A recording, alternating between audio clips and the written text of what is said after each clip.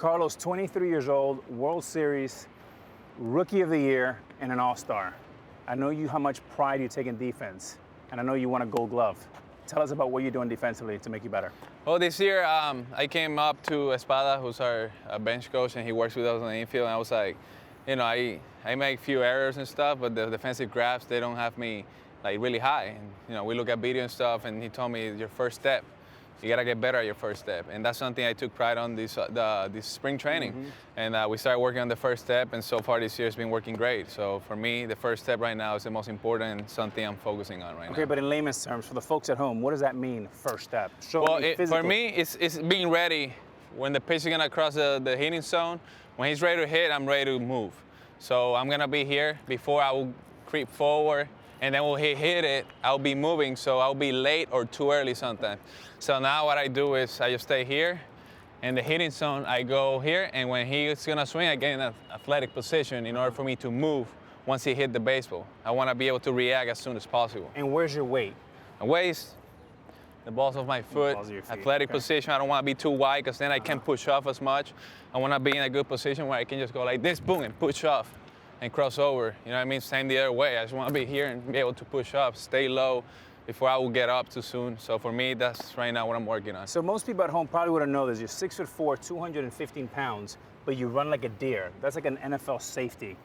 What is the most challenging play? You're opposite of Francisco Lindor, who's a lot smaller. Yeah. What is the most challenging play, you being a taller shortstop? Well, I think the slow rollers are a little tougher for me than normal size shortstops, because I gotta be on the run, full speed, change directions, make the throw to first. I gotta go down a lot more than they gotta do. So for me, that's the toughest play. But once it's here, I'm a guy that plays with one hand. I don't use both hands to field because I'm tall. So for me, I got better range with one hand. But the slow roller is the one that I think is tougher. And is it the slow roller that comes right at you? Or is it a slow roller that's more to one side or another? I'll say the slow roller, that's more towards the third base side, that you gotta come around full speed, shift your weight and everything, and be able to still make an accurate throw. Got it. 23 years old, you're about to play Game 7.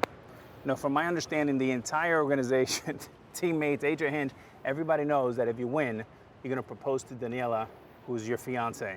Yes. I mean, how good and how confident do you have to be? I mean, I couldn't even make phone calls and you're planning engagements. Tell me how that went down. It was a tough day. I don't think I was able to sleep. I was, thinking obviously about performing Game 7, win the World Series, and at the same time, once we won, I had to get engaged.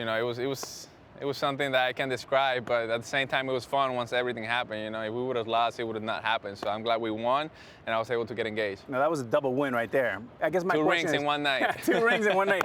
Were you more nervous about Game 7 or the engagement? Oh, the engagement for sure. Playing baseball is something I do every day, even though it was the World Series, but getting engaged is something that I plan to do only once in my lifetime. So I was a lot more nervous about that. So one of the things that I love about you, in many ways, my colleague Buster Only mentioned you as being the next LeBron James, the LeBron James of our game, because of what you mean to our game and all the great things you've done just as a 23-year-old.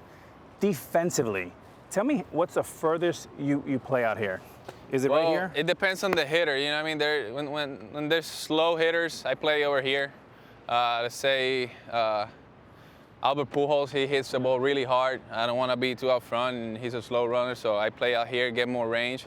If he's a speedy runner, like right now, Roger Davis, I'm right here. I don't want him to beat me with a slow roller. I know I can get to those balls to the side, but I don't want him to beat me with an infield single, you know what I mean? Now, let's get a little closer to the camera, because I loved what you said. I mean, you said, and I love this quote when you said it, I've basically done a lot of good things, but I still want to be better. I want to be the best I can be. Tell us what that means to you, and what did you do to become the best so far? Well, I still got to get better at my craft. I still think I can improve in so many things, but defense was something that I focused on this spring training and the offseason, because I know I can be a better defender than I was last year. And, so far, I've been doing really good. I know the offensive numbers are going to be there at the end of the year, but the defense is something I have to focus on, because if I can do it at a high level on both sides of the field, I'm going to take my name to the next level. Give me a specific thing you did this offseason, perhaps in spring training, to make you a better defender. Well, I work with the strength and conditioning staff on my first step, be able to react, good mechanics and everything. And then I work with Espada. I early work pretty much every single day at 8 a.m. in spring training on working side to side, lateral, staying low, having good reads off the bat. You know, people at home don't realize. They realize now that you're 6'4", but you can also run a 4.3, 4.4 40. You can also squat and bench press. Give the fans at home, how much are you squatting today? Well, right now I'm keeping it low but explosive. That's what we do when we're doing the season. But you know, I can squat up to 400, I would say, in the off season, and bench. I don't know how I bench because I do it with dumbbells, but I can bench 120-pound dumbbells. But for me, the off-season workouts is really important, especially for all the athletes out there. It's what gets you ready to play 162 games plus playoffs. You know, we want to obviously make the playoffs, but the job that you do in the weight room is going to reflect what you do on the field. So I have one more, and again, those are NFL numbers, pretty amazing. I am really, really excited about tonight's game because we have not only two of the finest young shortstop and players in the game today, but you also represent the great island of Puerto Rico, and you know they've gone through a lot of hard times. Give the fans in Puerto Rico that'll be watching you tonight a nice message. Yeah, I hope you guys enjoy the game tonight. You know, we represent our beautiful country of Puerto Rico. I know you guys have been through a lot, so hopefully you guys get to enjoy the beautiful game of baseball. Thank you, guys. And I have one more, last one, because I got to talk to the kids. He loves Shark Tank, so I do want to talk to the kids. I want them to do their math. Tell them the story about why your parents thought education was so important and why you won the valedictorian your senior year.